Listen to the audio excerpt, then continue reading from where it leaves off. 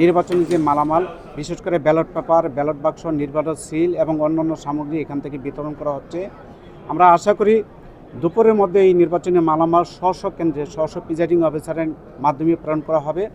আমরা প্রত্যাশা করি আগামী 12 তারিখে যে নির্বাচনটি অনুষ্ঠিত হবে সেই নির্বাচনটিকে অবাধ, সুষ্ঠু এবং সকলের কাছে অংশগ্রহণমূলক হবে বলে আমরা প্রত্যাশা করি। এই কেন্দ্র থেকে বিশেষ করে গুরুত্বপূর্ণ যে কেন্দ্রগুলো আছে সেখানে 3 জন পুলিশ বাহিনীর সদস্য থাকবে এবং আনসার সদস্য 13 জন করে থাকবে। এবং আপনারা জানেন এই নির্বাচনী সেনাবাহিনী, BGB, striking force, reserve force, অন্যান্য বাহিনী মোতায়েন করা থাকবে। ওদের স্বপ্ন পূরণে পাশে থাকতে পেরে আমরা গর্বিত। গুরুত্বপূর্ণ কেন্দ্রতে 3 জন পুলিশ সদস্য এবং 13 জন আনসার সদস্য থাকবেন। আপনারা জানেন এই নির্বাচনে আরেকটি গুরুত্বপূর্ণ দিক হলো প্রিজাইডিং কর্মকর্তার নিরাপত্তার জন্য একজন অস্ত্রধারী আনসার তার সাথে নিয়োজিত থাকবে এবং সার্বক্ষণিক নিয়োজিত থাকবে।